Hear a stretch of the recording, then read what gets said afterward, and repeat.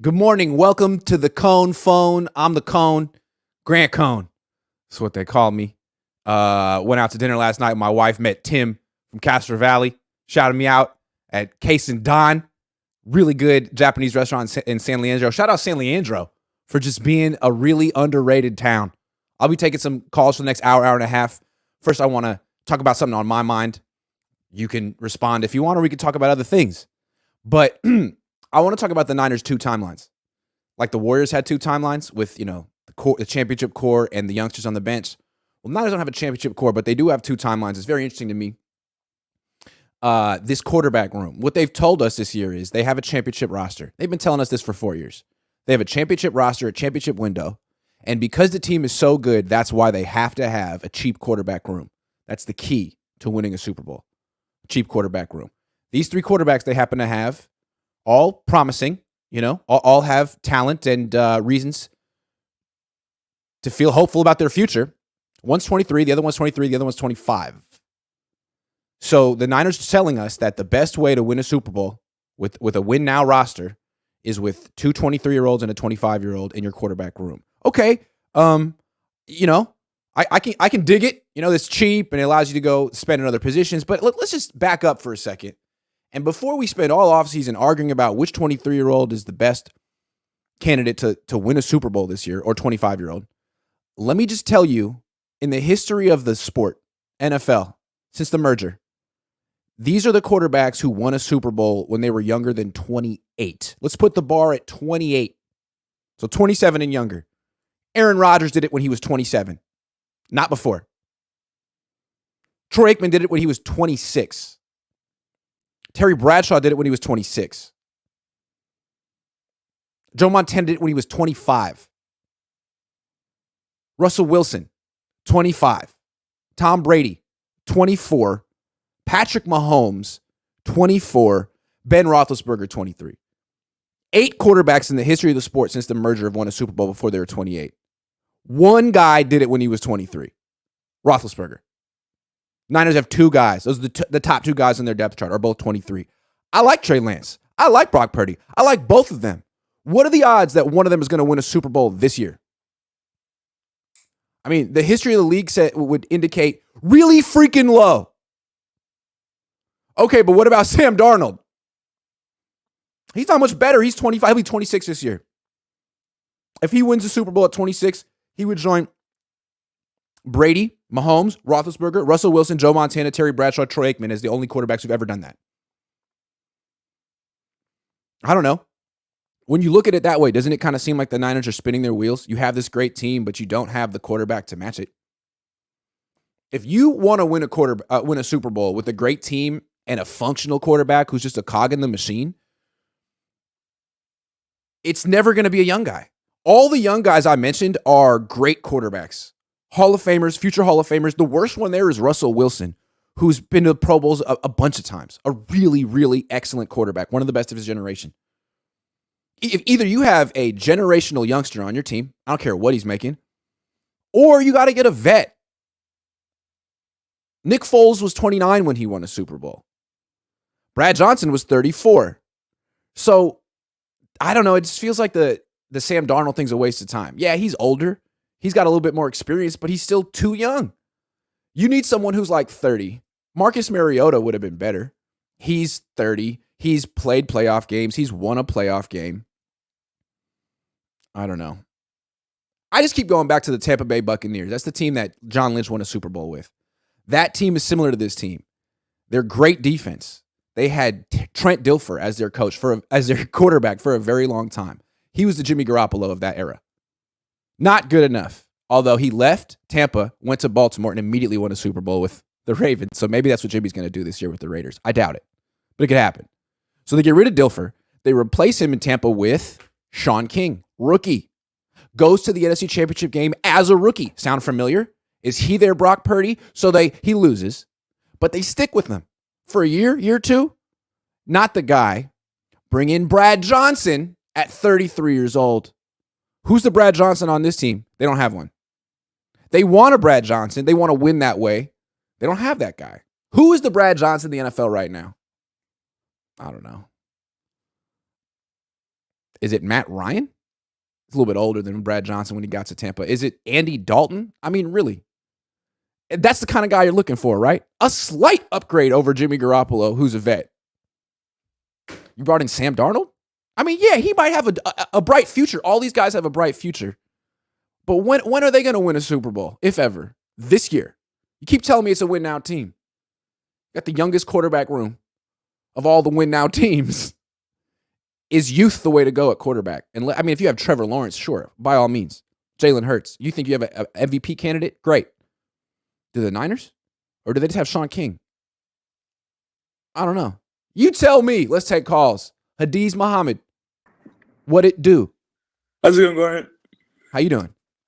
Not bad. I recently was on a podcast the other day, and I went back and forth with this guy. He's a Flav fan, and he likes Jimmy Garoppolo. I don't like Jimmy Garoppolo, but he did prove this one point that I did overlook. What the Niners gave for Trey Lance, they could have easily gotten a veteran quarterback that would have won them the Super Bowl these last 2 years. Would you agree to that? Well, remember what Vish suggested years ago on this channel. Like the first thing he ever said when he came on my show was, hey, the Niners should really go get Matthew Stafford. Then they lost to Matthew Stafford in the NFC Championship game. If they had gotten Stafford or Brady, and who were both within their grasp, they would have had Super Bowls by now. They should have had Super Bowls by now. Well, it was weird because they didn't push for Tom Brady as they should have, and they did push for Matthew Stafford, but they wanted Rodgers. Not as hard as they pushed for McCaffrey, right? Which is weird. The Rams offered a pretty heavy offer, but what the Rams got was a Super Bowl and a mess. But let's say something crazy. Let's get crazy. So they would have won with Brady, obviously. They would have won with Stafford, yes. You know who else they might have won with? Jared Goff. No, that's Dude, too bold. Have you looked at his numbers the last two? He doesn't turn the ball over anymore. He throws for like 4,500 yards a year. Like, he's better than Jimmy Garoppolo. All you got to do is give him a little time and space to work with, which Detroit does. They have a great offensive line. Jared Goff was part of a package deal with Matthew Stafford. So I know, like the Lions basically got him for nothing. Did the Rams essentially paid the Lions to take him? Like, please. Yeah, like, all right, they were just like, cool. We don't want this guy anymore. He's better than Stafford now. The quarterback that I want to focus on is not Stafford, is Brady, because I really believe during that year when the Niners went up against the Rams, Brady would have won that game. Brady would have got them a Super Bowl.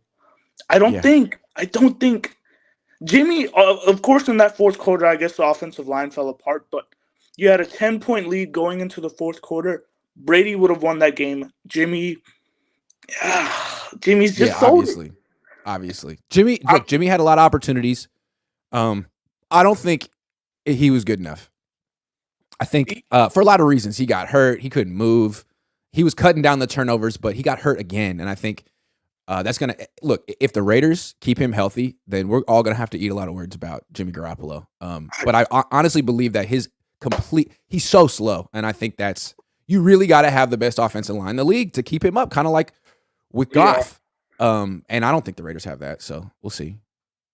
Another topic I wanted to bring up is Trey Lance. I'm a huge advocate for Trey Lance. I think he's the unsung hero of the Niners. If the Niners will win a Super Bowl, it'll be because of Trey Lance, right? The quarterback that I just want to go over real quickly, Brock Purdy, because next year is the very pinnacle year for him. Because even if he does start, the Niners' first two opponents, they are expected to be like easy wins, right? But let's say Brock Purdy loses one of those games, you're kind of in a tricky situation. If the Niners were to start Brock Purdy, how do you think the season will start? Oh man, that's a big hypothetical. I don't know. I feel like whoever starts that game week one's in a tough spot because Niners start slow and the Steelers don't. It's a tough one. Yeah, Steelers are whoever wins that competition could be, losing the competition, could be benched by week 2 if the Niners are reactionary. It'd be interesting. And real quick, I don't want to sound like a Debbie Downer on Trey. I just want to say I got like a Trey Lance jersey right behind me.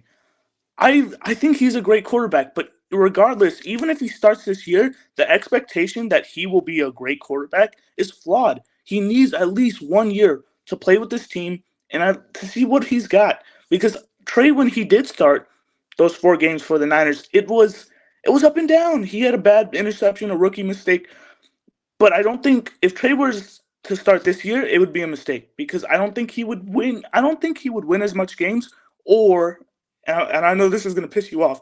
I don't think he'll be as good as Brock Purdy. He's just not. Right now in his career, he's not better than Brock Purdy. Okay. Hadiz, thank you very much. Good call. Yeah. Take it easy. You too. I keep going. Like my theme of the day is I'm not trying to get caught up in the who's better, Brock or Sam or Trey. Like we're talking 23. Like they could all be great. You know, they could all have a ton of promise. Are you telling me one of these guys is going to win a Super Bowl this year? Like Brock was great last year. He didn't get it done. Make whatever excuse you want to make. His own coach said he didn't step up in the pocket. He didn't get it done.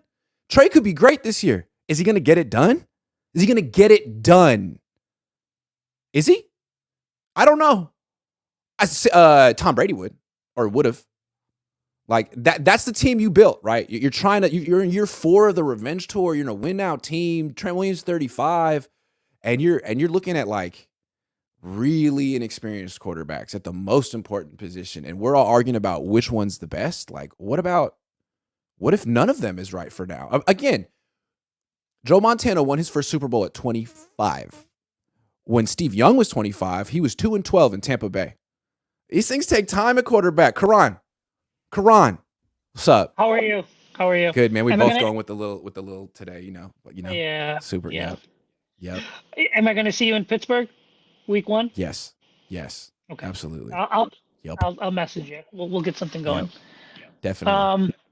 So listen, I just looking at the Vegas odds. To me, it looks like Vegas thinks the Eagles and the Niners, and everyone else is a step below. Even after the draft, I think.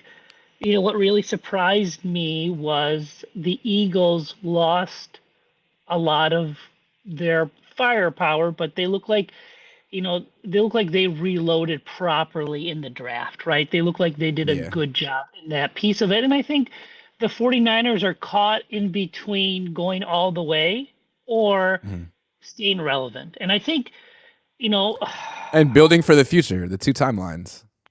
As I'm a little bit older, and some of these younger viewers haven't really seen like the down years when I was in my 20s and late 1920. It was like 10 years of really, really bad football with the 49ers. And now that they're relevant again, I certainly enjoyed spending my hard money and going to watch, road games and watching them win. Now, if they're not as good, or if the product itself is like, average, then, that's going to hurt Jed's bottom line. And I think you're seeing this dynamic switch where they're trying to say that they're relevant and they're going all the way, but are they without a quarterback that started more than... That's what I'm looking at, man. Like, I don't care. You can talk about your roster all you want to talk about, but I'm looking at your quarterback room and I'm seeing 4 starts, 8 starts, Sam freaking Darnold. It just doesn't add up. It just what they're saying versus what they're doing. Yeah. But okay, so Cowboys, Lions, Saints, and Seahawks round up the top 6 that have a chance to win the Super Bowl. The 49ers could say, hey, listen, let's just see how it shakes out. We got better odds than any one of these teams, and we can beat any one of these teams at our place. The concern I have is that I still don't think they've got an answer for the way Philadelphia runs that offense, right? Yeah. And so maybe that pass rush can be great, but I don't think they've got that. Maybe now with the new defensive coordinator, they can kind of be a little bit more aggressive, and we'll see how that works. But I think the Niners really struggle against teams that have great offensive lines because the Niners' edge is their D line. They can overwhelm you, but if they can't overwhelm you on defense, what are they going to? I mean, with D'Amico, they're very vanilla. So now it will still do more, but their whole defense is built on overwhelming you with 4 guys. If they can't do that, all of a sudden they don't look so dominant.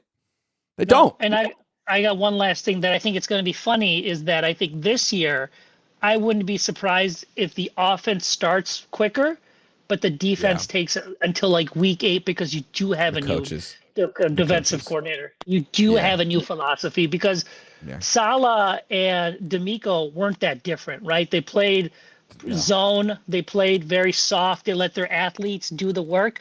this guy's going to force the issue, and this you'll either get big plays against you or you'll create big plays. So and also don't forget how many players this defense has lost. Ebukam, Amenihu, Aziz, Mosley, Ward. That's 5. Yeah. Impact players. Yeah. Impact players and players that took like 1,000 snaps last year. So the defense could ultimately improve, but I mean, it's going to be different. And so you might expect some growing pains. Like the offense. They won't be. They will not be. I would not be surprised if they're not statistically the number 1 defense. That they're not, right. That they don't do that again this year. Also, to Bayer Baller 18's point, like D'Amico was a very conservative bend but don't break solid 2. Where now, if Wilkes wants to be more aggressive, like it's great. I like it. It's a great in theory, but if it's not working early on, you're going to give up big plays. You're going to give up touchdowns, points, which is the whole reason why D'Amico and Saleh are so conservative. Grant, that's the only, honestly, that's the only chance they have to beat Mahomes, to beat these Herberts, to beat these quarterbacks. I totally agree. Gotta press the issue. They're not just hang. You can do that against 85% of the quarterbacks in the league and win, but not against the best one. So what's the point? Correct. Yeah, I'm with you. I totally agree. I'll see you in a few months. All right, man. I'll see you too. Have a good one. Later. All right, Chunder Boy is pulled over like a good Chunder Boy. What's up, dude? How you doing? How you doing, Grant? I made it. Good, I'm on the Grant Cohn phone. I made it to the top of the mountain. Where are you driving right now? Where are you? I'm in California. Auburn, just outside of Sacramento. Oh, nice. I like Auburn. I had to go get the oil change in the work truck. That's what's up. It seems like you got some pretty good 5G plus service, so let's do it. I do. Verizon. It sucks in the mountain area, but sorry. Okay. All right. What's up? So real quick, although I don't always agree with some of your takes, I would like to point out, or at least I would like to say that I don't think you get enough credit for what you do and what you provide in the space. The quality control shtick, I hope that's not disparaging to call it a shtick. The quality control thing that you do is amazing. It's such an awesome way to kind of present the information the way you do. Last year you did a bit where you did a coaches meeting with all the 49ers coaches, and you basically sat all of them down. I was like, this is what you need to do. It's one of the best bits that I've seen in the space. It was absolutely terrific. We need another one of those before the season starts this year, right? Thank you for to lead into the season. I'll do an official quality control meeting for the coaches. Yeah, I got you. That will be. I laughed the entire time. It was terrific. Thank you so with all that said, now it's time for a little pushback. No, I'm kidding. Okay. Okay. So all the under 28 quarterbacks that you were talking about, which one of them was a star quarterback before they won that Super Bowl? None of them. We didn't know that any of them were going to be great quarterbacks until they won a Super Bowl. Until they went out. They all did it after the fact. And Wilson had like one playoff run already. I don't remember Terry Bradshaw. I don't remember Troy Aikman. Terry Bradshaw was terrible as a rookie. Came out of nowhere. Roethlisberger came out of nowhere. Brady came out of nowhere. I feel like Wilson and Mahomes had one season before. I know they did. So Mahomes had an MVP season. His first year starting, and then won one in year 2. So he did. I guess he's kind of the outlier. He did. And Russell Wilson was legitimately good his rookie year. Hey, I feel like he was carried by that defense. The offense didn't score a lot of points. They weren't that explosive. He was a terrific game manager. Well, people always say that about Russell Wilson. He's definitely the weakest quarterback on this list, but he was still he still had the best deep ball in the game for a game manager. But nobody thought he was going to be a 6-time Pro Bowler. Yeah. No, but when he was 24, dude, he was the quickest quarterback in the league. Man, damn, he was fast. Awesome. He was really his deep ball is stupid. Yeah, he's broken my heart with that little spin out scramble so many times. He wasn't the reason they won the Super Bowl. He was not the reason they won the Super Bowl, and he was a big reason they lost the next one. So, to your point, he's not going to be in the Hall of Fame. No. Maybe. Borderline. So you're looking at, hey, maybe the Niners can have the next Russell Wilson with Brock Purdy. Maybe. Yeah. Maybe. So that I just think that's Lance. Yeah. But again, that's like the Niners trying to shoot the moon. It's like, yo, we got the Super Bowl roster, so let's win in the most difficult way possible. It's like, why? Like, just get you know what I mean? You're the guys that say we can win with any quarterback. All right, man, then just get the vet who's cheap. And like, get Andy Dalton. You can win with Andy Dalton. He's a little bit better than Jimmy, right? Isn't he? Thank you. I don't know. Not for this system, I don't think. He's the red rifle, but he doesn't have the ability. So one of my criticisms of a lot of the top quarterbacks, if you will, is that to play quarterback in the NFL, yeah, there's guys like Mahomes. He's a unicorn. Okay, you're not going to get. You can't just go get Mahomes. So to be a successful quarterback in the NFL, first you have to do the easy stuff easy. Like you have to make the easy stuff look easy. Yeah. And then you can allow the special ability to do something extra when it's needed. Right? As Eric Crocker likes to say, you don't need a strong arm until you need a strong arm. So it's important to point out that it before you can talk about the special characteristics of a quarterback as far as his throwing ability, his scrambling ability, he has to actually be good at quarterback first. Right. And so that doesn't really get talked about enough. In the Niners quarterback room, they have one guy who's good at that, Brock Purdy, and his arm is broken, essentially. Like, is Darnold good at playing quarterback? No. They're going to try to change that. Is Trey good? Like, he's nothing. Like, they're going to try to develop him. But again, it's like, man, you didn't want Marcus Mariota. He's 29. He started a playoff game. He's cheap as hell. He's better than Sam Darnold. He's older than Sam Darnold. Like, why did you not get Marcus Mariota? Why are you trying to do the Sam Darnold 25-year-old reclamation project when even if that works out, he'll be 32 before he wins a Super Bowl? Like, are you kidding me? Sam Darnold? I don't get that. I just don't get that. Like, fine, Brock and Trey, for sure. Great. They both have bright futures. Man, Darnold? No. I just don't. The more I think about it, the more I hate it. I hate it. I don't know. I'm with you. I'm with you on that. I don't think Dalton's the answer either, though. He's never won a playoff game. He's been awful in the playoffs. He is the red rifle. I'd be good with Mariota. I think fine. I think you have to consider that Mariota might have said no. The situation that he'd have been walking into, maybe they did reach out and he said no, and they were like, okay, on to Sam Darnold, plan B. That's possible. So, so with the Brock Purdy injury and stuff, I wanted to bring something up that I don't think really gets talked about at all in any of this. I haven't seen anybody talk about it. So once his elbow heals, like structurally the tendon heals, he's not at a elevated risk of re-injury from contact. At that point, the only actual risk of re-injury is from fatigue, and it actually is a new injury, not a re-injury.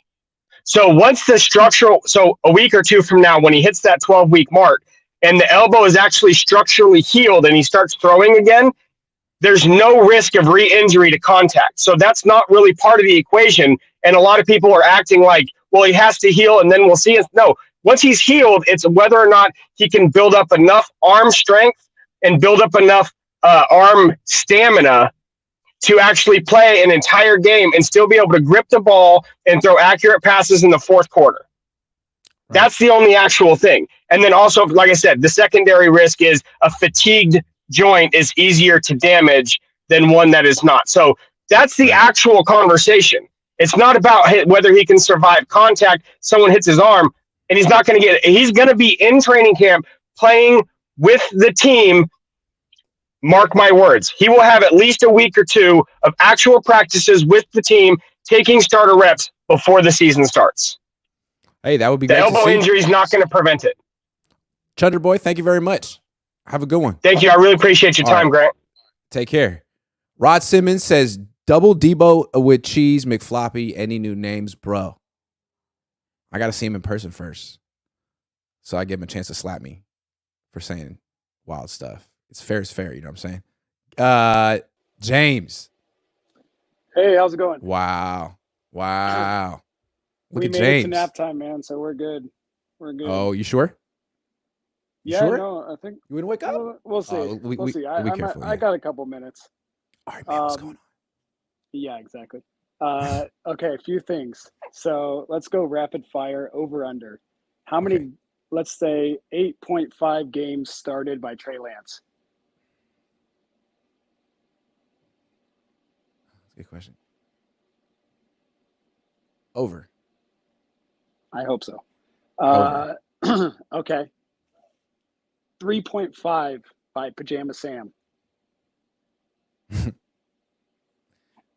Yeah. Over. Oof. Yeesh. Okay. Let's say 6.5 by Brock. Under. I just don't think he's going to play this year. I know the previous caller was really optimistic about it, but the way I see it is like, okay, so he'll get cleared to start throwing, and like it's going to take him a long time to build up the arm strength, I would think. And then will training camp be over by then? Will preseason be over by then? I just feel like he's gonna be playing catch up all year, and it's just not worth it. But I don't think. Okay, here's the big one. 0.5 by Matthew Ryan. Because those first three are going to get hurt. And you guys are talking about quarterbacks. That's funny. Veteran quarterbacks. Why not bring him in for a playoff run? He doesn't need to go through training camp. Honestly, he's better than Sam Darnold, man. Yeah, he is. And he knows the system. At worst, he can coach the other He's two. still around? He's still available, right?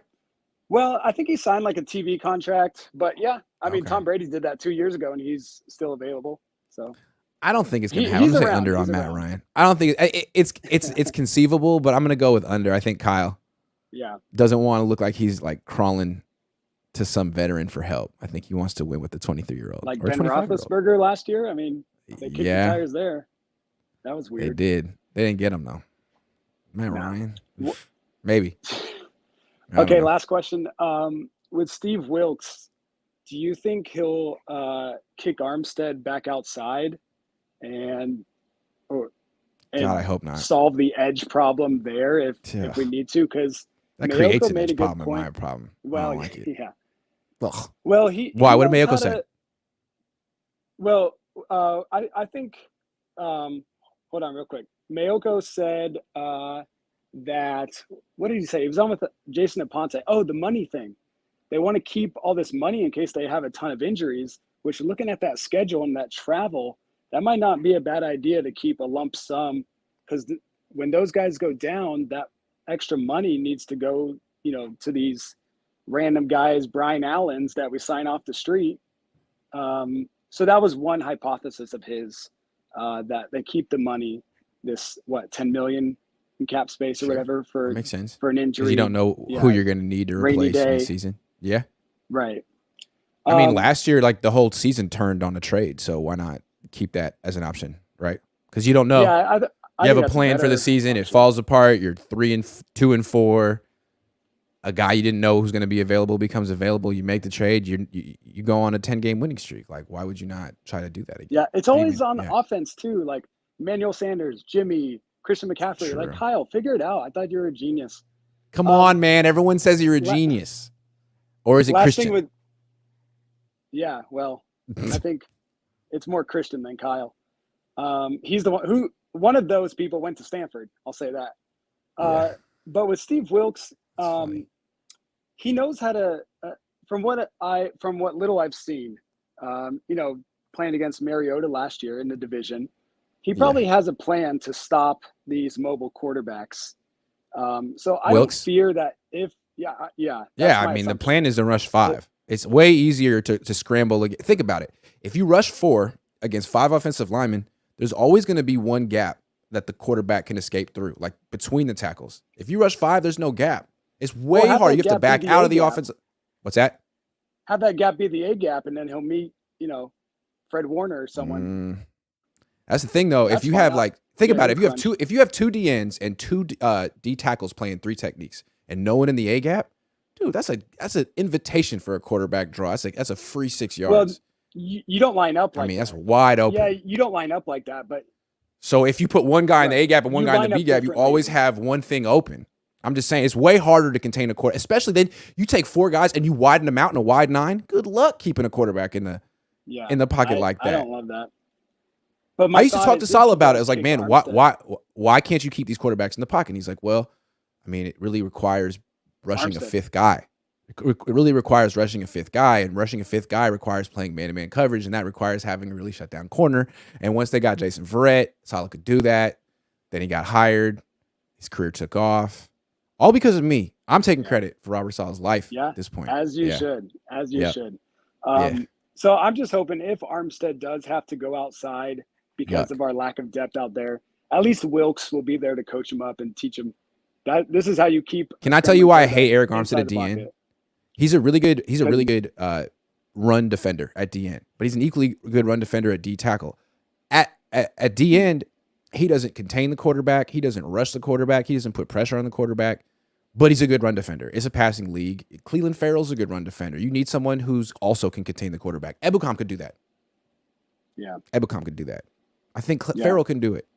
So we'll see. I'm sneaky kind of. Wait, you're moving Armstead to the D-line. end to get Kinlaw on the field? No, well, that's the problem, right? Like I'm very bearish downish on our D line, man. It's not.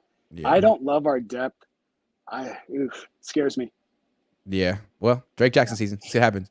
All right, man. Thanks for taking my call. Have a good one. That was a very well-behaved baby. Ezio Sanchez says, playing devil's advocate. How dare you? On my show? I'm just kidding. Who are you suggesting we get 28 or older? I was saying Marcus Mariota all offseason. He beat the Niners. He's better than Darnold. He had a higher QBR than Darnold last year. He's more mobile than Darnold.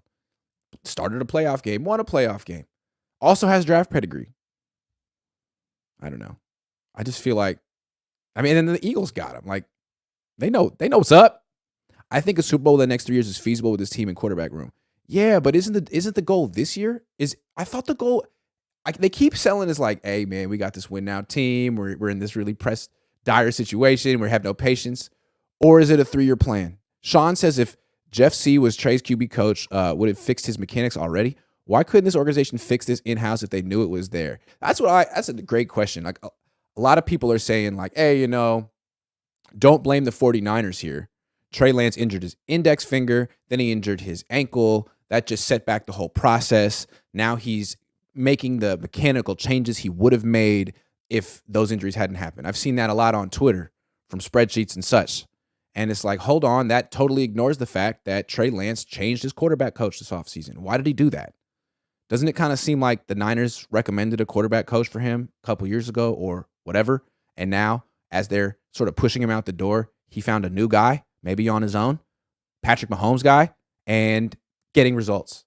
So that's kind of edited out of the whole Trey Lance narrative that he had to find he had to get a second opinion on his throwing mechanics. He had to find a different coach, a different tutor.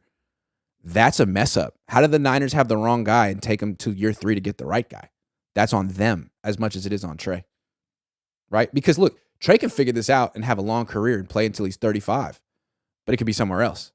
The Niners had a 4-year window with him. They wasted 2 years on the wrong coach. So don't just blame it all on injuries. What about the coach? Clearly he wasn't good enough. Whoever it was, Quincy Avery, Sean McAvoy, Tom House, whatever. Whoever it was, they weren't getting results. Now they're getting results. Year 3, took this long to find it. Don't just blame it on fingers and ankles and stuff. Gammon Brown. Yes, sir. How's it going? What's up? How you doing, man? Thanks for dressing up. Thank you. Yeah, man. You always do. I can't believe you actually remembered me. Like, it's been like 4 years. You never remember me, but it seems like now, you're starting to remember me. But listen, I've just had 2 bites. Don't do me like that, Grant. What? Those facial. You call in every time. What are you talking? I forget Gammon Brown. Are you talking about? You call in every time. You always have that nice little background right there. God knows where you really are. I can't show that background. Look, it's fair. You know what I mean? I've got nothing but considerate. Trey Lance's coaching staff. I'm their QC, and I'm trying to make sure that we get this right. Good work, man. Absolutely. But listen, I'm a little hopped up, right?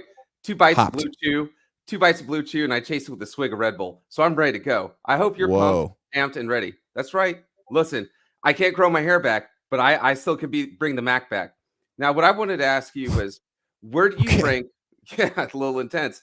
Where do you rank the 49ers brain trust against the spread of the NFL? In other words, like, which NFL front offices do you place above the 49ers brass, right? Because when I think about it, I really think you have to put like Kansas City up there at like number 1. A lot of people thought they were going to fall off when they lost Tyreek Hill, and they were still able to produce with the wide receivers. And then when I look at like the Eagles too, right? They've already won. That owner, unlike Jed York, has already won like a Super Bowl in these last few seasons. And also too, what I find interesting is that the last 2 teams that were in the Super Bowl were also the 2 teams that prioritized the offensive line protecting their quarterback. Now, what I want to look at and what I want to ask you is this. So when the Eagles, right, when they won the Super Bowl, Nick Foles won the Super Bowl. He came in a la kind of like Brock Purdy. He won the Super Bowl for them, but they moved on. Now, do you think that if the 49ers, if that would have happened, let's say Jimmy Garoppolo, right? Alternate universe, let's go into like Marvel Phase 4. Jimmy Garoppolo would have won the Super Bowl last year. Do you lifetime think contract? Exactly. Carson Wentz had an MVP caliber year. Moved on. Jalen Hurts got to the Super Bowl, lost, but they saw the value added in being that dual threat quarterback, what they kind of see Trey Lance is, and then they kind of gave him that extension. And to me, when I'm looking at the 49ers, I'm going like, are they biting a page? And that's why I got them in here in this background where you can't see. But when I'm looking at it, I'm going like, are you guys biting out of Grant's playbook here? You know, kind of like what you saw in some other movies there, because you were really big on let's get young quarterbacks for cheap, not give them anything, and then fill out the roster because they're going to have to pay Nick Bosa that kind of like quarterback money. But you were like really the first one to say, hey, if it was me, Grant Cohn, and I was there, I would draft a quarterback every single year. And just like how we platoon the running back position, I would platoon the quarterback position. That's how you could build a team, but the Niners didn't build it that way. They built, and they're deep into their, this project. And it's like they're trying to do it in year 7. Okay.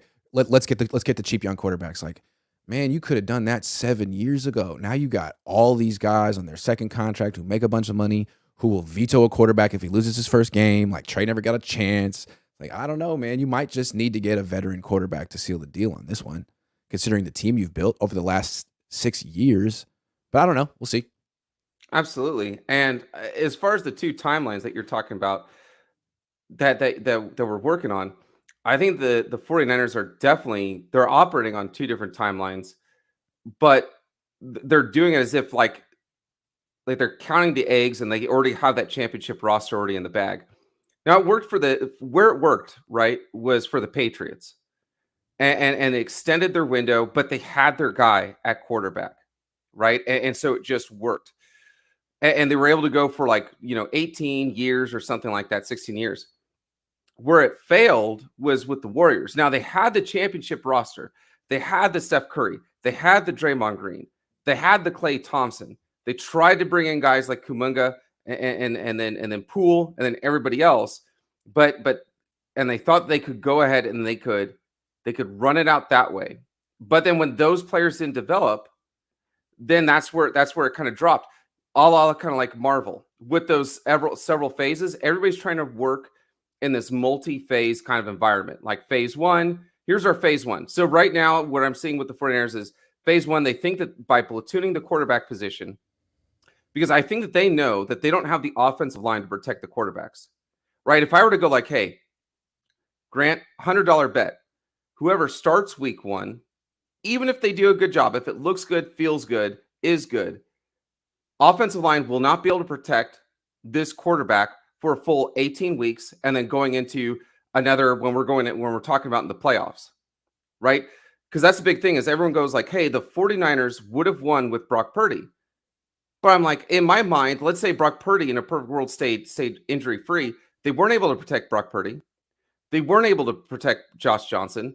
We would have already been on our third-string quarterback right there in that same game. So with our lack of investment on the offensive line, because last year our biggest thing was we felt bad as a fan base for not being able to have a Robin for Nick Bosa. But we felt bad that there was no Robin for Trent Williams. We're like, where is that somebody to kind of help out Nick Bosa and the job they're doing? Because we were like, hey, it's Nick Bosa and then whoever else on the defensive line. Hey, it's Trent Williams, whoever else on the offensive line. But they did everything, and they're so big on the trenches, but yet they don't do anything to protect these young quarterbacks. Now we have 3 quarterbacks who are young, but what are we really doing to protect them? When Colin Kaepernick had an outstanding one of the top offensive lines in football, he looked incredible. And the same thing you're seeing with Jalen Hurts. Last point. When the Chiefs, when they lost the Super Bowl, they're like, you know what?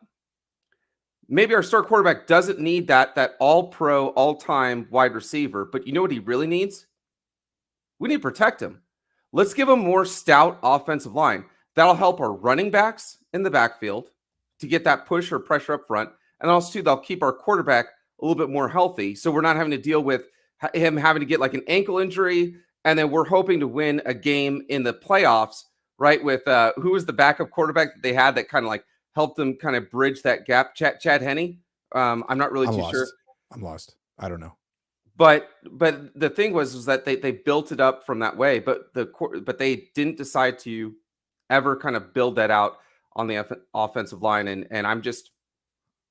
I agree. They need to get that offensive line worked out. Gammon, thank you very much. I appreciate you for dressing up as well. Take care. All right. That was one hell of a monologue. Barry, a baller 18. Hold on.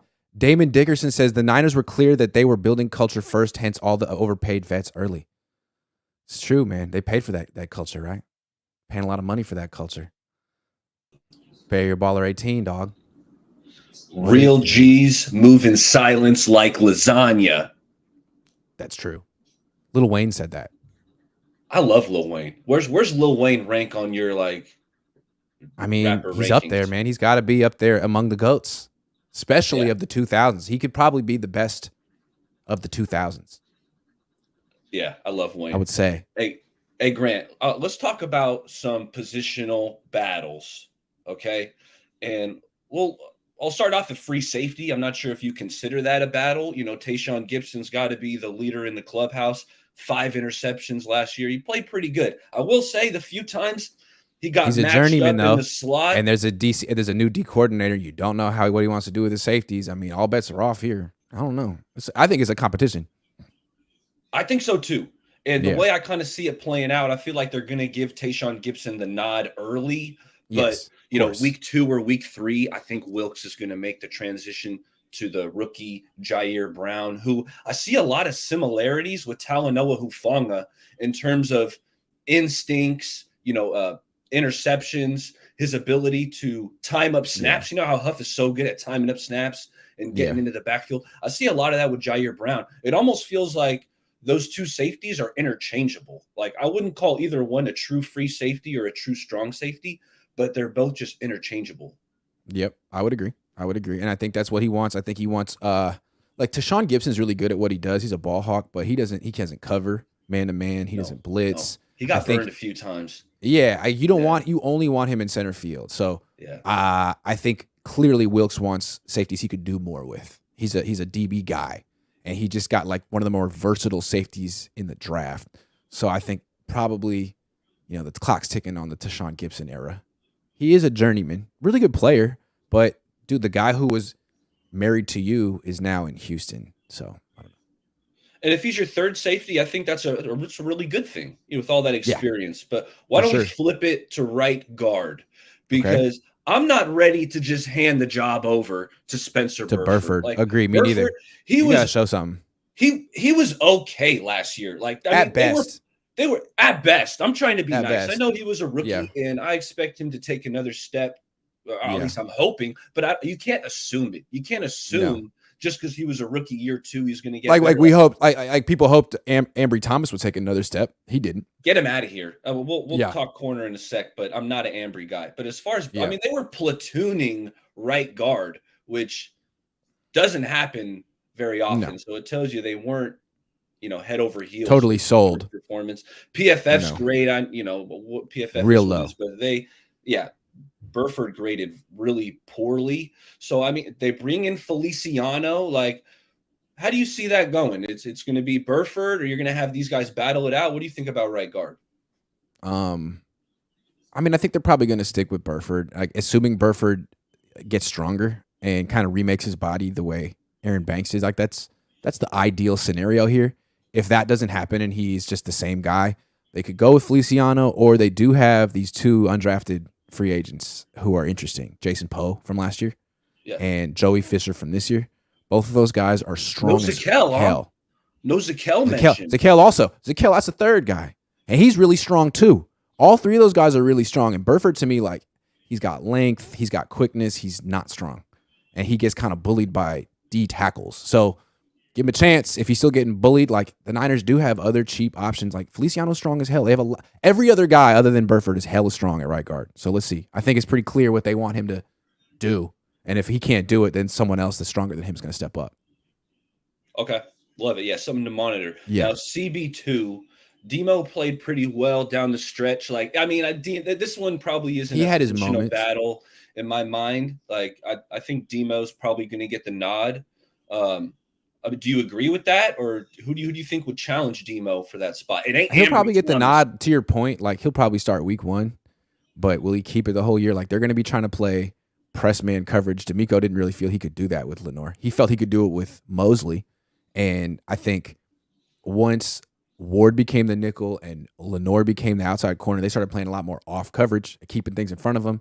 Now Wilkes is here. He already heard him say he wants to play press. That's why he brought in Isaiah Oliver. That's why they drafted Darrell Luter Jr. So Lenore will get a shot, but if he can't do it, if he's getting kind of punked playing press man, I mean, they're not married to him. He's a 5th-round pick. He had a good little stretch. They could put someone else in there like Darrell Luter Jr.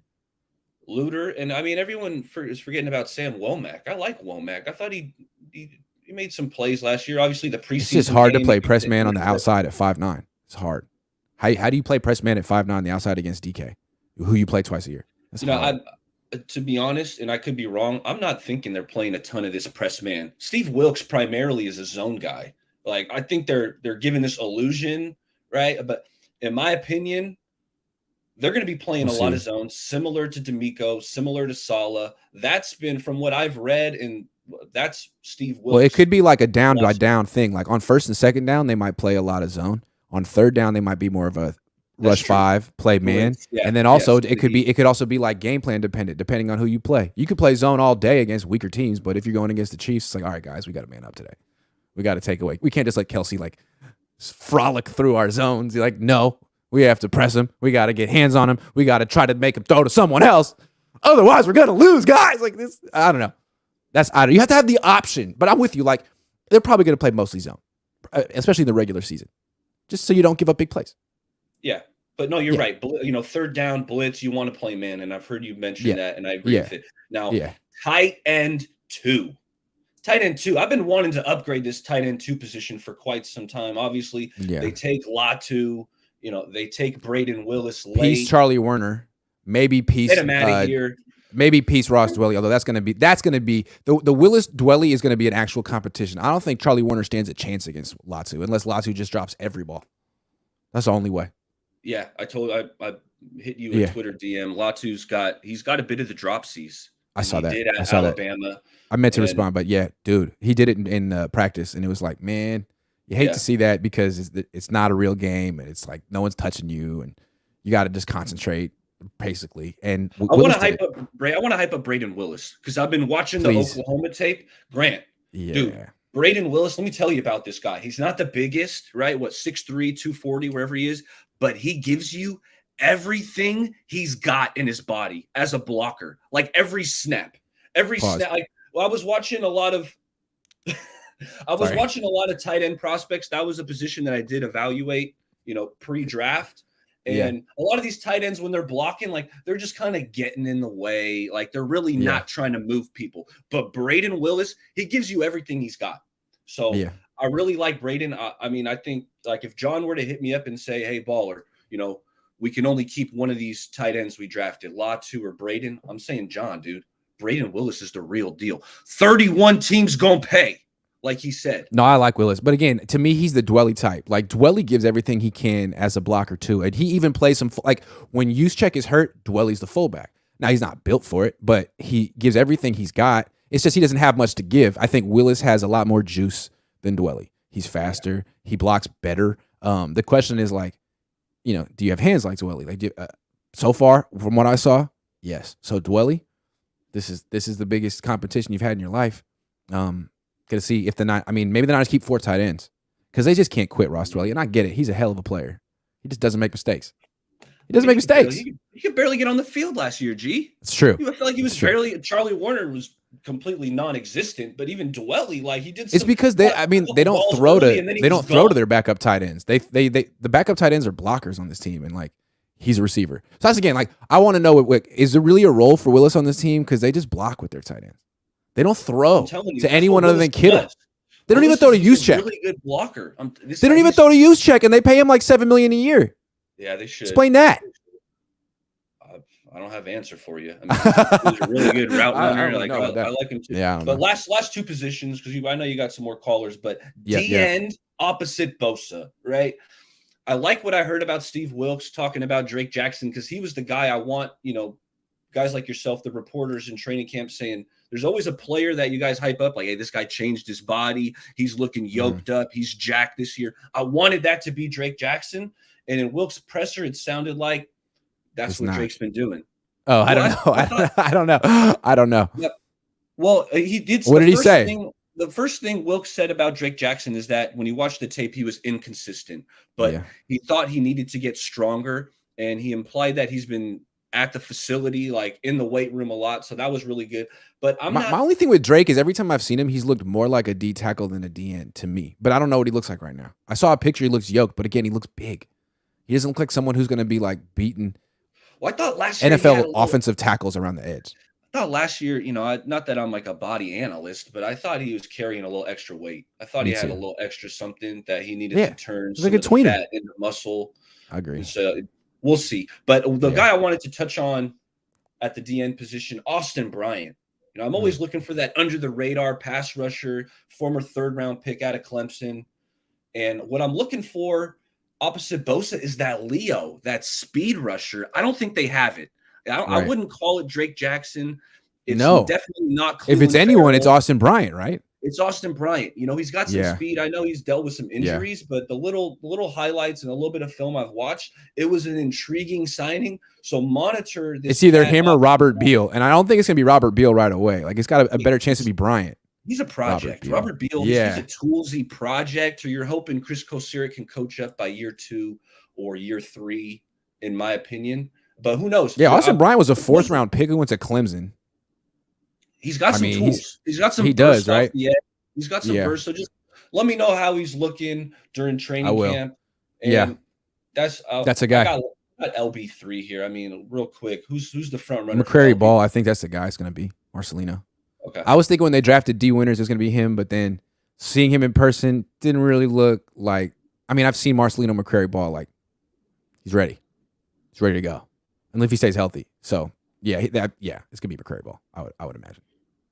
Like, for example, he was one of the guys, one of the 2nd or 3rd year guys that didn't have to go to rookie minicamp. Jason Poe had to go.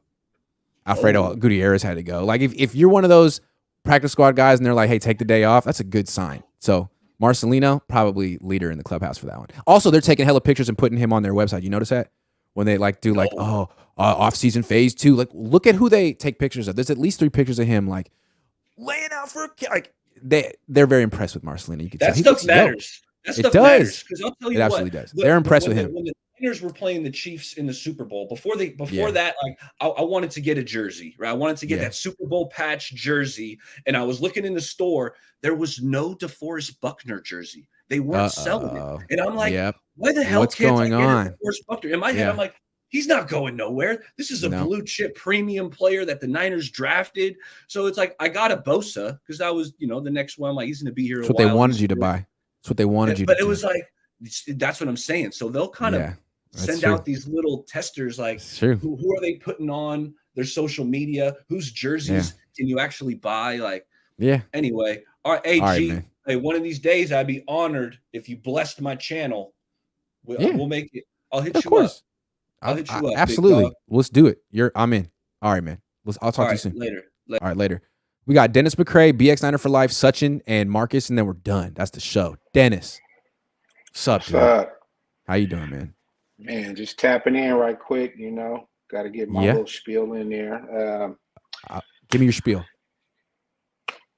Bro, I think the whole thing, to be honest with you, we would have won a championship already, but I think the reason what it boils down to is just Kyle, in my honest opinion. In my honest opinion, it's Kyle. Like, if you think about it, like, okay, like you were saying, we could have got Mariota, right? Better than Sam Darnold, right? Yeah. We could have got Brady, right? But he said, nah, I'm cool. Yep. We're gonna stick with Jimmy. You feel me? Yep. Over the guy that got all the freaking championships in the world. No, I'll pass. We'll stay with Could have got Stafford, but he's like, no, I want to get this rookie who I'm not going to play for a while. Like, okay. Right. We could have made a play for Rodgers. You know what I mean? Yep. Nah, I'm cool. But no, Nah, his cool. defensive coordinator, his former D coordinator, got him in New York. Right. Nah, I'm cool. I don't watch want Robert Saleh win a Super Bowl before Kyle Shanahan. Wouldn't that be the living in? For real. Oh, yeah. we could have just like we made a play and threw all the didn't chips want in Lamar for Jackson. I was just getting there, just like we. Sorry, man. I'm right there with you, dude. I'm right there with you. Yeah, man. Like, we're good. We like our quarterback room. Nah, you feel me? Like, we're convicted. I don't want none of them dudes. I don't want none of them dudes. You feel me? I don't want none of them dudes. Yeah. I think didn't want Mahomes. I think Trey didn't want Mahomes. Pass to Mahomes. Come on, bro. It's not our style. Right. Doesn't fit what we want to do. Like, I don't want no great quarterback. You know no, what I mean? we just like backups here. Yeah. We're looking for the next Brian Greasy. Basically. Might have found him. Yeah. I think Trey, to be honest with you, I think Trey is good enough to get it done. But you got to give him that shot, man. You got to let him get out there. Yeah. That's just crazy. I think so too. But to me, it's like maybe when he's 25. Yeah, I don't like let's just maybe say, he's 25.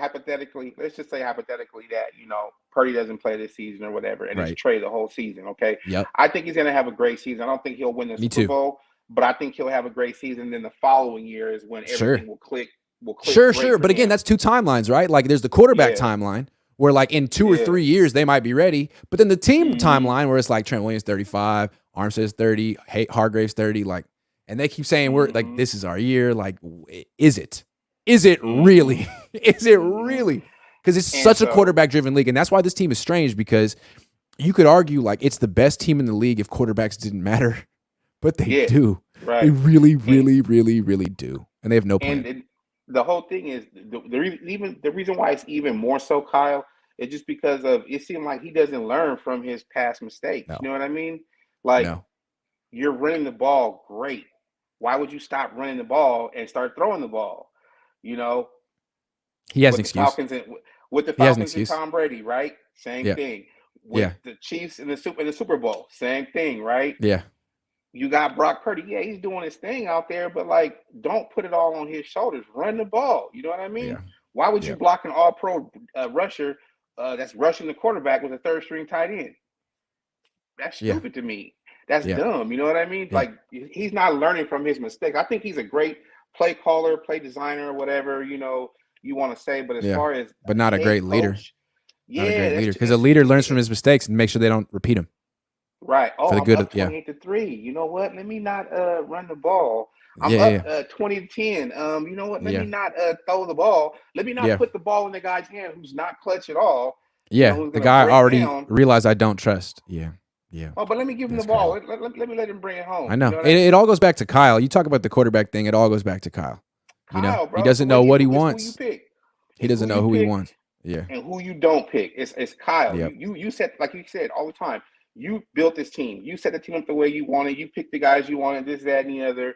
And it's all coming back. He's the common denominator. He values the running back position. He values the wide receiver position. He values the tight end position. He values the D-line position, linebackers. He's big on linebackers. He traded up for a safety this year. He does not value the quarterback position, which is why he doesn't invest heavily in the offensive line position. Man, he just doesn't value it, which is wild. Like, what league are you coaching in, dog?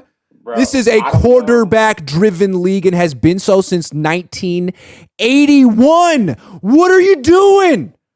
Hey, if sorry, the last year's NFC Championship game didn't show you that the quarterback is very important, I don't know what will. You know what I mean? But the last thing that I wanted to say is we're definitely built to win right now. Definitely built to win right now. But the only way that could happen is if we had a quarterback like Brady or Rodgers that could tell Kyle, like, yo, bro, shut up, bro. No, we're not doing that, bro. We're doing this. Kyle, you've never won a Super Bowl. I'll take it from here, okay? Right. I'll take it from here. No, that's not how it's done, dude. Right. You're doing it again. You're doing that thing where you blow it at the end. I'll take it from here, dude. I got it. Right. You're right. It'll be a scenario where he calls a play and the quarterback's on the field like, yeah, bro, fuck that. We're not doing that. We're doing this. We don't do that. Yeah. All right, bro. All right, man. Good to see you, Dennis. That was a good call. BX Niner for life. What's up, Brent? What's up, man? How you doing? I'm all right. A couple of things. One of them is our record for the season. I think you put us out there, what, 11 10-7. and 10 and 7? 11-6 is fair. 11-6 would be fair. I'm not even going that high. Okay. I'm thinking 8 and 9. Okay. Past few years, we started out really slow. Yep. I don't care what this new season is going to bring. I don't care the roster that we have. There's no confidence in our quarterback position. We're going to start out slow again. And you're not going to come out of that tailspin if there's no confidence in the. Yeah, I'm with you. No confidence whatsoever. Yep. Because that's what happened in 2020, right? They started slow. Mm-hmm. Jimmy was hurt. They had no confidence that they were going to come out of it with Nick Mullins. Like they're like, oh, we're screwed. And if you think you're screwed, you're screwed. Extremely. Yeah. And they ain't gonna have they're not gonna have a quarterback to come out and say, hey guys, get your head at your asses and let's go. We got this. I mean, Purdy might be able to do that, but I don't think he's gonna be there. I don't think he's gonna play this season. I don't think he's gonna play. Just like what was it, Cameron? He was saying he's gonna come back, he's gonna be ready, or that not Cameron, Chubby, the dude driving. He was saying Purdy's gonna come back. Yeah, he'll be back to ready to throw and everything. Yeah, I understand his fatigue. I went through shoulder surgery. I'm still working on it, and I'm already on 12 weeks. It's gonna take a while. I remember last year, Jimmy Garoppolo, he took all off season to throw, and even during the season, he was like, "Yeah, I'm not really 100% back. Like, I don't want to make excuses. Like, it's gonna be an issue all year. He's not gonna get there. He's gonna be always trying. He'll be 100% next year. Yeah, and he's even stated he's not sure if he's gonna play this season. Yeah, that's right. So you can't count on Purdy at all. No, and not at all. I don't care what the doctors say or anything. It's what the kid can do when he comes back. Yeah, and he's not going to be able to. It's just like mental hurdles too. There's mental hurdles too. You could tell him he's fine. Yeah, the minute he gets hit out in the field and he feels that sting in his arm, he's done. He's shut down. He's going to be like Roethlisberger or Rodgers when Rodgers is hit hard, and next thing you know, he shuts down and he starts throwing erratically. Yep. You know, so I'm putting us at about 8 and 9. That's fair. For the season. I don't think they're going to make it anywhere. And then on top of that, we don't have an offensive line. Yeah. You can't rely on Trent Williams to do everything. No. Even though they shift them from outside, inside, they pull them to do different plays. Legitimately, the offensive line got worse this offseason. Let's just be clear. Like, it did. I agree. They got rid of McGlinchey and replaced him with his backup and got rid of Daniel Brunskill, who's actually better than Spencer Burford. Agree. That's wild. How did you do that? And then they bring in a veteran who played what was it?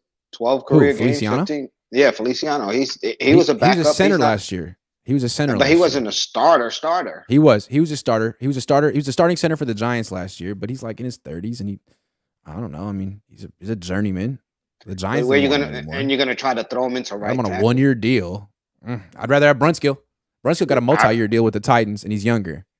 And I'm sure they would have offered these guys a couple of mil less from what they got offered, and they would have stayed.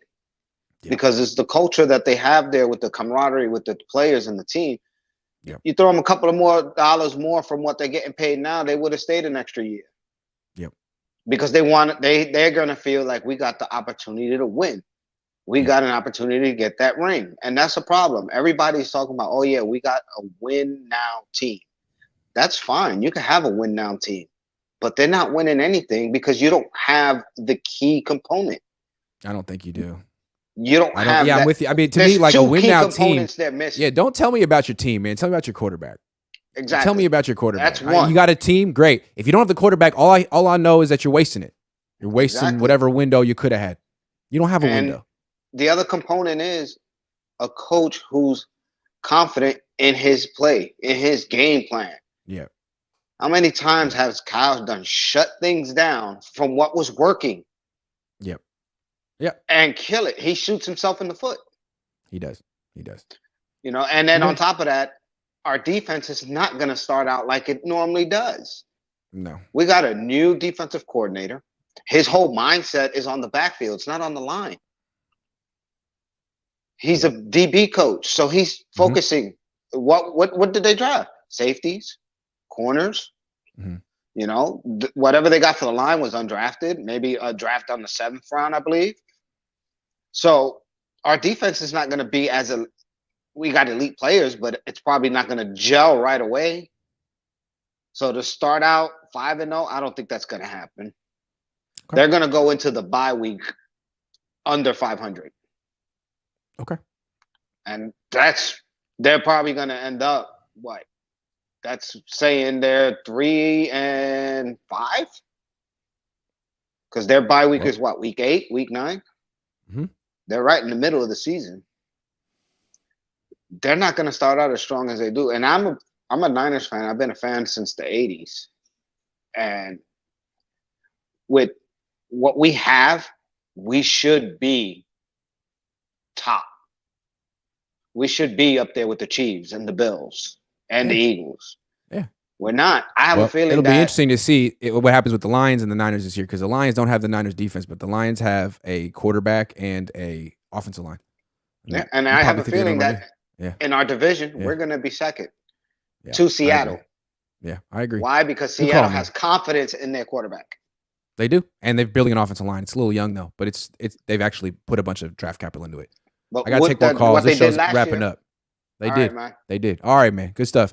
Sachin, what's up? What's up, Grant? How's it going? I'm good, man. How are you? Good to see you again. I'm good. So the other night, I was deep down the Grant Cohn YouTube hole, and watching the instant reaction to the Niners loss against Denver for whatever reason. That was fun. That was fun. And then I went back and watched the game highlights, the Jimmy Garoppolo pick six safety. Crazy. Oh, yeah. So anyways, the start of the reaction, you were talking about how all along this should have been Trey Lance playing in this game, and it's a shame that we had to watch Jimmy Garoppolo. And that was the first point you said. And then you went. Did I mention something about Brock? Yeah, you said forget about Trey Lance. Even Brock Purdy has more promise. He should be playing in this game. He's more mobile. He's quicker. Yeah. He wouldn't have ran out the back of the end zone. And then I got something right. And then you said, forget about Brock Purdy for a second. Is there someone more gifted and younger who's available, like Sam Darnold? And I was like, oh my God. I was like, oh my God. It's our quarterback room now. Yes. Kyle was like, oh my God. Yeah, Grant's right. Grant's right. Yes. It was the so funniest funny. thing ever. Damn. Wow. Poor Jimmy. I can't. That was the worst I think he's ever played. That game was so bad. Yeah, and you're saying that that was worse than the Tennessee game, which was everyone thought was the worst game ever. The leave him in Tennessee. Yeah, those were two bad ones. I can't believe that now our quarterback room is those three guys. What I just suggested, hilarious. They should be. I'm so sorry, man. Garoppolo. God, quality control. You got to take this seriously, man. It has serious repercussions when you put these things out in the ether. Yikes. But yeah, that's all I really want to say because it was the most hilarious thing I've ever seen. That's so funny, dude. I got to go back and watch that and put that on Twitter. Be like, and I it was personally all apologize. The first 7 minutes of it. Wow, I was you on were fire. Just on an absolute rant. I say my best for losses like that, man. Damn. The funny thing is you were like filming it off your phone and your AirPods, and it's like the worst quality I've ever heard. Yeah. In any of your videos. Man, that's too bad. But it was a very passionate rant.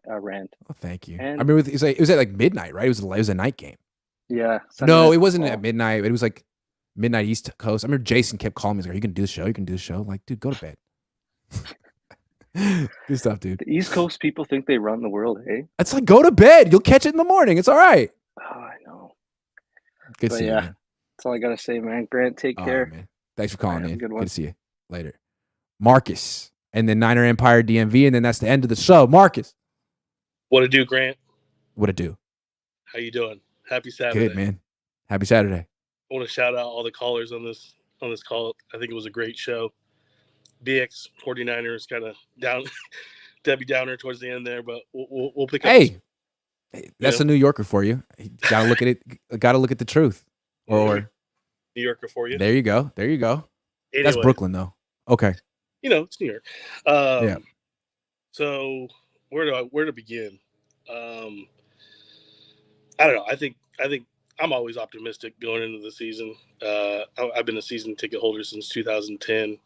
I've loved watching this team, especially this new regime. It's been frustrating at times. I think one of the callers somebody mentioned like anxiety throughout the Jimmy Garoppolo era, and that really resonated with me because I was like, yeah, that is exactly how you sum up that era. Yeah. Close game, The longer he would hold the ball in the pocket, the more his anxiety would grow, the more your anxiety would grow. Yeah. It was like, oh my God. Insane. But I'm super excited. I think most people are missing the boat on the vision, what I think is going to go down this season. I got that I want to talk about, and I got a couple questions, and then I got a missing link or secret link, what I think is gonna happen this year. All right, let's try to keep it to like 5 minutes though, because I got to wrap up the show. My wife is like, hit me. We're good. We got stuff to do. Yes, we're getting bigger. All right. I think people are missing that boat. Hopefully, there's no regression here. But bigger. Yes, Williams 325, Banks 325, Feliciano starting at center 325, Burford 320, and I think the missing link maybe Jalen Moore starting at right tackle at 315, and that leads me into my missing link that nobody's talking about, which is Anthony Lynn, and him being a coach on this team and really running a power football scheme mixed up with our zone scheme as well. So offensive line is getting bigger, and I'm curious to see what they do with Pryor and Feliciano. Those guys are definitely not the typical like smaller right side of the offensive line guys that the Niners usually have. So you're interested to see what happens there. What's up with that? Play multiple positions as backups or solid backups. That's if Moore actually starts. But I think Anthony Lynn is definitely the missing link. I'm excited to see what Wilkes brings to this defense as far as blitzing and what type of coverage he brings on. I think 9-8 is crazy. I got the team going 12-5. I think it's a tough schedule. Travel, a lot of back-to-back on the East Coast. But I think this first stretch is key. I think the first game is key, obviously, getting that win in Pittsburgh and then moving on to Levi South. And then we got Arizona in the first 5. We've owned the Cowboys the last couple of years, so I'm pretty optimistic about the start of the schedule. I think the hardest part is obviously that Seahawks stretch. That'll be key, especially for the number 1 seed. I got 2 questions for you, then I'm out. Sure. What position groups are you most interested in covering at OTAs coming up? Tight end. Not yet. Okay, cool. Offensive line, although I don't really. I mean, corner, quarterback, tight end is it going to be interesting? Obviously, quarterback, but I'm curious to see about those corners. I want to see what Luter looks like against the, Ayuk or Danny Gray. I love the one-on-one matchups. Nice. And then they're fun. What 2 players on both sides of the ball? 2 offense, 2 defense. And I'm out. Debo. Debo he's the X factor. Are you going to be the best player on the team? Are you going to be are you a running back? Are you a wide receiver? Debo, Elijah Mitchell. Are you going to constantly be hurt? Or are you going to be the man? Because he's so good. And then on defense, Jair Brown. Like, are you going to assert yourself? And Drake Jackson. Those 2. Drake Jackson. I like that. Grant, right. I'm out. Have a good rest of your weekend. Thank you, Marcus. Good to see you, man. Have a good one. That was great. Real quick, Niners rule, $50. Is $50 enough for a lap dance, Grant? No, absolutely. Are you kidding? Lap dance is at least $120. And I don't do that anymore. Okay, those days are behind me. All right. Look, you gotta do what you gotta do to get through college. Okay, and I don't want to talk about it, but those days are behind me. Niners rule. Thank you very much. Niner Empire DMV. What's up? Hey, what's up, man? That was random. I don't know where that came from. That was very random. That was okay. You got the last call of the show. I will not interrupt you. You take it away. Okay. I'm glad that Trey Lance is getting some good exposure this week with them talking about how he's changing his throwing mechanics and stuff like that. About time. He just needs encouragement. I just need the fan base to just. Sam Darnold's getting it right. Everyone's patting Sam Darnold on the back like, hey, it's okay that you sucked for 5 years. We like you. Like, how about Trey? Sorry, I said I wouldn't. But I agree with you. I just don't understand, like, why so many people don't like this boy. Like, I mean, Trey Lance just needs time to really get. Yeah, is he arrogant? Is he aloof? Is he uncoachable? It's like, no, like, he's so earnest. He tries so hard. He wants everyone to like him. Like, what is so wrong with that? I think he might need to just take a man of the offense. In OTAs, I really want to see him take control of the offense, really solidify himself, and let people know that, yes, I am going to be the starting quarterback of this team. I think once he gets to that point, with the encouragement he got this week, with people like Patrick Mahomes backing him, it's no shadow of a doubt that you can't root for the boy to want to succeed. Yeah. I mean, if he succeeds, just think about the offense with a Christian McCaffrey, a Kittle, a Debo, a Ayuk, a Juan Jennings, the possibilities are unlimited. And all you have to do now, exactly, and all you have to do now is solidify the offensive line. Right. See what you have. If you really think this offensive line that you're putting together on the right side can be dominant, with a dominant offensive line and with those weapons on offense, the possibility is endless for your record. Yeah, I'm not predicting no record because we have to see how this offensive line gels. And with the defensive coordinator that we got, the Niners can make quarterbacks look good, but they can't keep them healthy. You got to do both. Exactly. The weapons are great. The defense is great. You can't keep them healthy. If you could do both, you'd win the Super Bowl. Because look at most of the teams that make it to the NFC Championship and the AFC Championship that win. They go to the Super Bowl. Yeah. They kept their quarterback standing up. They didn't have an issue with their quarterback all season not staying healthy. So they weren't trying to win the Super Bowl with their backup quarterback. Exactly. So if you keep your quarterback healthy with a strong offensive line, you already got good run game, good passing game. Your defensive coordinator is helping you build up your DBs, which we always said was good but not great. Right. So you are answering all of the anomalies that you had that was holding you back.